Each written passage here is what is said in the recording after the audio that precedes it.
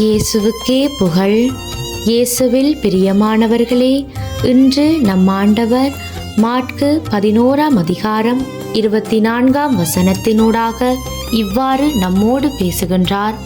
நீங்கள் இறைவனிடம் வேண்டும் போது எவற்றையெல்லாம் கேட்பீர்களோ அவற்றை பெற்று விட்டீர்கள் என நம்புங்கள். நீங்கள் கேட்டபடியே நடக்கும். ஆம் பிரியமானவர்களே, மிகவும் அர்த்தமானதொரு வார்த்தையை தியானிக்க ஆண்டவர் இன்று நமக்கு ஒரு வாய்ப்பை ஏற்படுத்தி தந்திருக்கிறார். நாங்கள் எல்லோரும் எங்களோட அன்றாட வாழ்க்கையில ஜெபம் பண்ணுவோம். சிலர் அதிகாலையில ஜெபம் பண்ணுவாங்க, சிலர் இரவுல தூங்க போறதுக்கு முன்னால ஜெபம் பண்ணுவாங்க, சிலர் ஜெபத்துக்கே முக்கியத்துவம் கொடுப்பாங்க. எந்த செயலுக்கு முன்னால ஜெபம் பண்ணிட்டு தான் அடுத்த காரியத்தை அவங்க ஆரம்பிப்பாங்க. இதெல்லாம் நல்ல விஷயம்தான். ஆனா எங்களுடைய ஜெபம் எல்லாம் எந்த அளவுக்கு உறுதியாக இருக்கு, எந்த அளவுக்கு நாங்கள் நம்பிக்கையோடு ஜெபம் பண்ணுறோம்.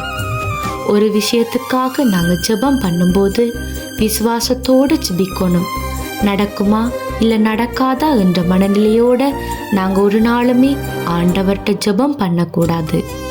சில பேருடைய ஜெபம் கேட்கப்படாமல் இருப்பதற்கு இதுவும் ஒரு வகையான காரணமாகத்தான் இருக்கும். ஒரே தான் ஜெபிக்கிறோம், இந்த காரியம் நடக்கணுமென்று வேண்டுறோம், எங்க நடக்குது, நம்பிக்கை தான் இல்லாமல் போகுது என்ற மனநிலையோட அநேக பிள்ளைகள் இருப்பீங்க. உங்களுக்காகவே தான் இன்று ஆண்டவர் இந்த வார்த்தையை கொடுத்திருக்கிறார். உங்களுடைய ஜெபம் அவ நம்பிக்கையோட காணப்படுதா?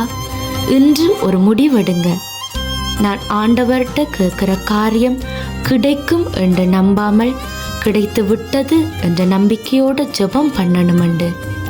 பிரியமானவர்களே, நம்பிக்கையோடு ஆண்டவரிடத்தில் கேட்கப்படும் எந்த ஜெபத்துக்கும் அவர் நிச்சயமாக பதில் கொடுப்பார். விசுவாசத்திலே உறுதியாக இருங்க. விசுவாசத்தோடு ஜெபிக்கிற ஜெபம் அனைத்தும் நிச்சயமாக ஒரு நாள் பலன் அளிக்கும். இதை விசுவாசிக்கிறீர்களா? முழு மனதோடு ஆமேன் சொல்லுங்க. இயேசுவின் நாமத்தினாலே ஆமேன்.